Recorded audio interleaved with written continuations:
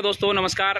मैं हूं विनोद और आप देख रहे हैं मेरा यूट्यूब चैनल पोल्ट्री जोन। दोस्तों, एक फार्मर भाई ने कमेंट किया कि पोल्ट्री फार्म की जो फर्श जो है वो कच्ची बनाएं या फिर पक्की रखें, या फिर उसको खुरदुरी बनाएं या फिर स्मूथ रखें। दोस्तों, फर्श जो आपको बिल्कुल स्मूथ ही बनाना है, क्योंकि जितनी अच्छी फर्श बनेगी उतनी अच्छी तरीके से फार्म साफ़ होगा और जल्दी साफ़ होगा। दोस्तों, अगर खुरदरी जगह रहेगी, अब हमें यहाँ पे कोई फ्रिक्शन थोड़ी पैदा करना है कि टायर चलाना है कि उसके अंदर फ्रिक्शन पैदा हो और खुरदरी जगह होना चाहिए। दोस्तों, ये स्मूथ जगह रहेगी तो आप देख सकते हैं, ये जितनी स्मूथ जगह रहेगी उसमें जो है बुरादा जो कम से कम जाके इंटरलॉक होगा और उसके कारण जो है वो हमको धोने में और उसको बुरादे को बाहर निकालने में हमको उतनी आसानी रहेगी। तो दोस्तों, मेरा कहने का मतलब ये है कि फार्म अगर आप बना रहे हैं और अगर आप ज़मीन आप पक्की बना रहे हैं तो फर्श बिल्कुल मजबूत होना चाहिए, मजबूत के साथ में स्मूथ होना चाहिए।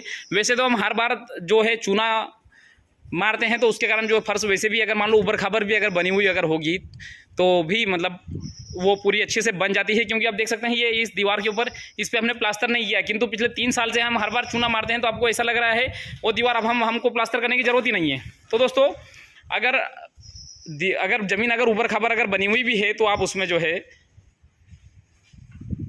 मतलब हम कंटिन्यू चूना मारते रहेंगे तो वैसे भी वो स्मूथ हो जाती है। और दोस्तों, इसी के साथ में मैं एक और कमेंट जोड़ देना चाहूँगा कि इसी पोल्ट्री फार्मिंग क्या पक्की ज़मीन में ही संभव है? दोस्तों, ऐसा नहीं है। मैंने भी करीब पिछले 2 साल जो फार्मिंग, वैसे तो मैंने इसको इसी फार्म करने से पहले ही ज़मीन बना लिया था, किंतु मैंने अगर इस फार्म में 1 साल करेक्ट जो है मैंने कच्ची ज़मीन में ही मैंने फार्मिंग की और कच्ची ज़मीन में भी मैंने जो है हमेशा अच्छा रिजल्ट लिया। मुझे ऐसा नहीं लगता कि पक्की ज़मीन से या कच्ची ज़मीन से फार्म के रिजल्ट पे कोई इफेक्ट गिरता है, मुझे ऐसा नहीं लगता। क्योंकि मैंने कच्ची ज़मीन में ज़्यादा रिजल्ट लिया है। एक बैच में जब 2800 बच्चे थे तब उसमें मैंने इस फार्म से मैंने 80,000 रुपये कमाए। तो दोस्तों, मेरा कहने का मतलब ये है कि कच्ची ज़मीन से या पक्की ज़मीन से फार्म के परफॉर्मेंस के ऊपर ज़्यादा इफेक्ट नहीं गिरता।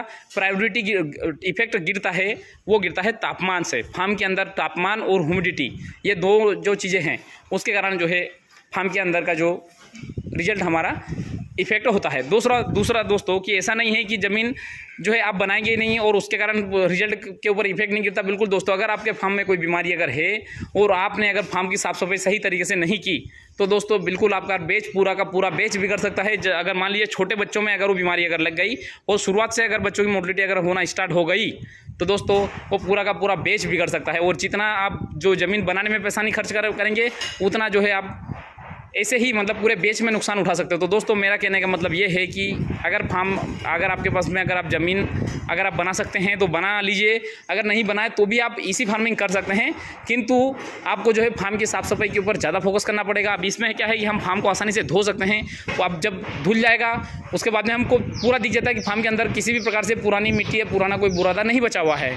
और उसके बाद में फिर हम बर्निंग कर देते हैं, वाइट वॉश कर देते हैं। वाइट वॉश में बहुत सारी चीज़ें हम डालते हैं, तो उस प्रकार से हम करते हैं तो फार्म में जो पुरानी बीमारी जो भी हो वो पूरी तरीके से निकल जाती है। दोस्तों, 2-3 बीमारियां जो है वो जिद्दी बीमारियां होती है, जैसे कि एक जो होती है सबसे बड़ी जो समस्या वाली है कॉक्सी। ये दोस्तों अगर ये एक बार अगर आपके फार्म में अगर आ गई तो दोस्तों आपको 3 बैच तक आपको परेशान करेगी। तो मेरे साथ में ऐसा हुआ है। इसलिए दोस्तों, आपको अगर फार्मिंग में अगर अच्छी फार्मिंग अगर करना है तो आपको जो है बर्निंग करना बहुत ज़रूरी है। और इसके कारण जो है आपको बर्निंग करना और फार्म को धोना, तो फार्म का धोना तभी संभव हो पाएगा जब आप फार्म में जो है तो दोस्तों फार्म की अच्छी साफ़ सफाई वो पक्के फर्श में ही अच्छी से हो पाती है।